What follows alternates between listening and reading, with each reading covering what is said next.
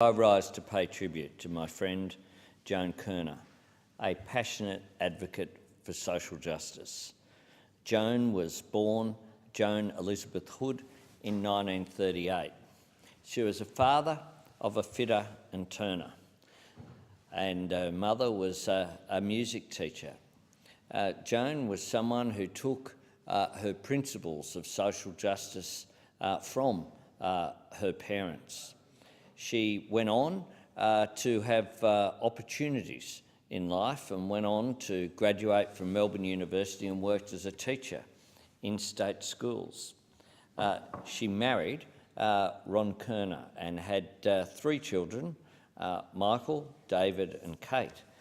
Dave Kirner was a good mate of mine when we were in student politics together. When the first time I met Joan was not a great experience because we had a debate over whether I was leading David astray or he was leading me astray.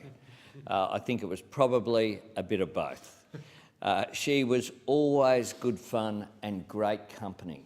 She was someone who had no malice towards anyone on either side of politics or in society. She was someone who uplifted any meeting, group or gathering where she was present, and she was an absolute delight to be around. She came up through the community.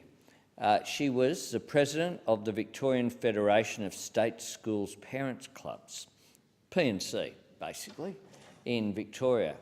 And at that time, going into the Victorian Parliament in 1982, she was still a pioneer. It was still very much a male-dominated sphere. She entered firstly in the Legislative Council, and she went on to move into the lower house. She became the Minister for Conservation, Forests and Lands, was instrumental in forming the first land care groups that now are accepted throughout the nation as an organisation that have done such magnificent work to conserve our extraordinary natural environment that we enjoy here in this great land of Australia. It was as Minister for Education that she then made even a larger mark.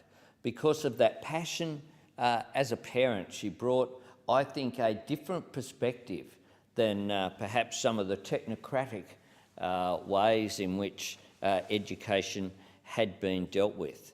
She was passionate about involving the local community in the way that schools were run, and was a great success in that role, which is why she then was promoted first to Deputy Premier in John Cain's government, and then of course became historically the first woman Premier of Victoria from 1990 through to 1992.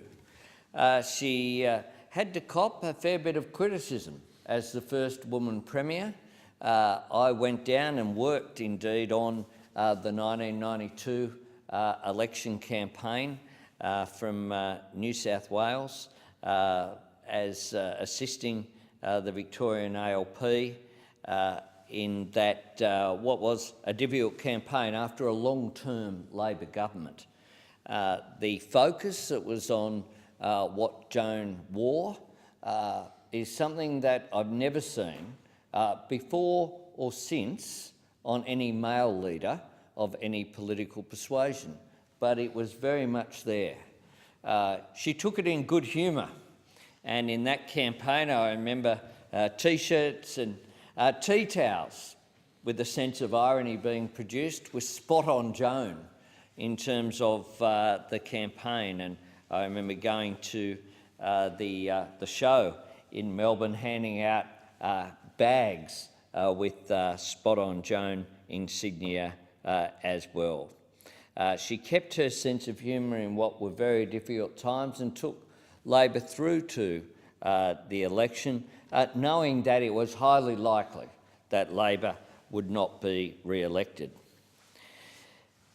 She, even though she left Parliament in 1994, certainly understood that politics wasn't about Parliament.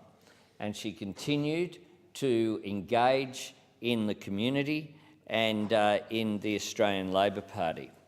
She was absolutely committed to the promotion and mentoring of young women coming through the Australian Labor Party and more broadly. As one of the driving forces behind Emily's list, I know that she was proud, particularly of the rise of her friend, Julia Gillard, to be the first female Prime Minister of Australia.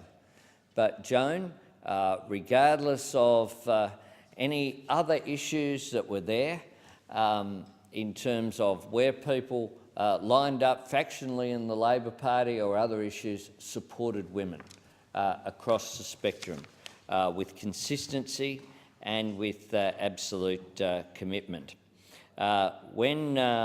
During the leadership campaign that I had with Bill Shorten after the 2013 election, I attended an Emily's List function organised in Melbourne. Joan Kirner was there, sitting at the front, someone who at that time had serious health issues, but she was there wanting to play her role, and she was very supportive of democratisation in the party and giving rank and file members more say in the Australian Labor Party. I continued to have contact with Joan. She would send a message, and indeed the last messages that I received from her were last week. She was still emailing me as late as last Friday from hospital, still putting forward ideas and suggestions in a constructive way. We will miss her. We will miss her as a party, but I think as a community, she is a great loss. In 2012, when she received the Companion of the Order of Australia, her citation said this: "Eminent service to the Parliament of Victoria and to the community through conservation initiatives, contributions to gender equality, the development of education and training programs, and the pursuit of civil rights and social inclusion." That is an appropriate tribute in the public contribution of Joan Kirner, but I think it's important today. I want to particularly pay tribute to her private contribution as a thoroughly decent, committed human being as well. She will be missed. May she rest in peace.